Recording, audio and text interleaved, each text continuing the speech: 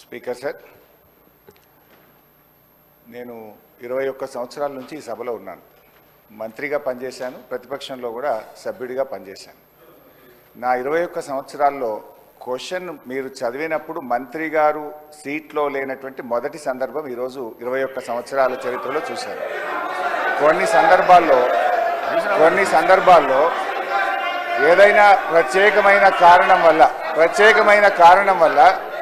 సభ్యుడు రాకపోతే మంత్రి గారికి ఏదైనా అర్జెంట్ ఉంటే ఇన్ఫార్మ్ చేస్తారు, క్వశ్చన్ పోస్ట్పోన్ చేసి తర్వాత తీసుకుంటారు. బట్ వెన్ స్పీకర్ కాల్స్ తప్పకుండా మినిస్టర్ గారు అక్కడ ఉన్న సందర్భం ఉంది. అయినా సభ గౌరవాన్ని హుందాతనాన్ని దృష్టిలో పెట్టుకొని నేను వదిలేస్తున్నాను. అధ్యక్ష, ఈరోజు గౌరవనీయులు బట్టి విక్రమార్క గారు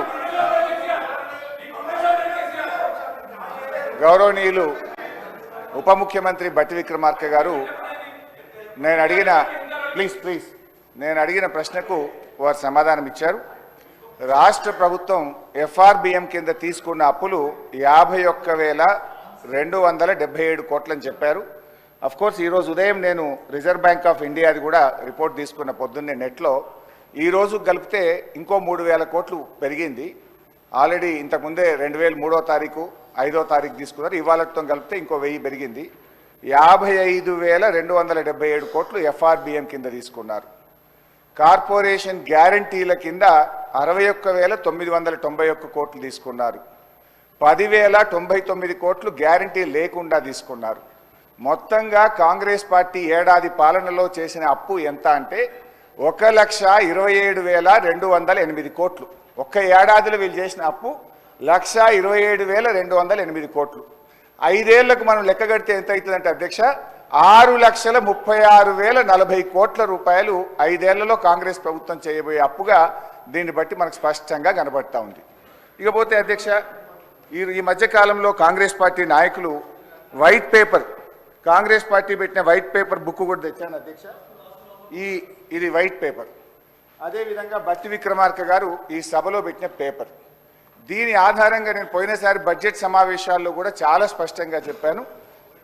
మీరు గతంలో బీఆర్ఎస్ పార్టీ 10 ఏళ్ల కాలంలో 671 అని ఒకరంటారు, 7 లక్షల కోట్లని ఒకరంటారు, 711 అని నోటికి వచ్చినట్టు మాట్లాడుతున్నారు. I challenge in this house, ఒకరోజు స్పెషల్గా డిబేట్ పెడతారా పెట్టండి, లేదు ఆడిటర్లను పిలిచి పెడతారా, ఫైనాన్స్ డిపార్ట్మెంట్ పెట్టి పిలుస్తారా పిలవండి. ఐ వాంట్ టు ప్రూవ్ 10 ఏళ్ల బీఆర్ఎస్ కాలంలో జరిగిన మొత్తం అప్పు కేవలం 4,17,496 మాత్రమే. కానీ గోరంతలు కొండంతలు చేసి గోబల్స్ ప్రచారం చేసేటువంటి ప్రయత్నాన్ని ఈ సభ ద్వారా నేను తీవ్రంగా ఖండిస్తూ ఉన్నాను.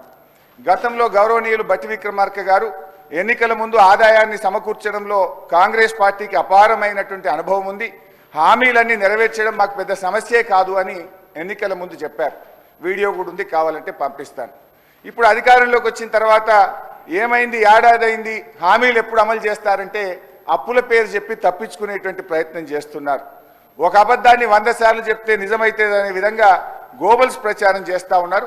అందుకే ఈ శాసనసభ వేదికగా సభ్యులకు రాష్ట్ర ప్రజలకు కూడా ఈ 7 లక్షల కోట్ల అప్పు అని కాంగ్రెస్ పార్టీ చేస్తున్న ప్రచారం తప్పు అని ఈ సభ ద్వారా రాష్ట్ర ప్రజలకు నేను తెలియజేయదలుచుకున్నా.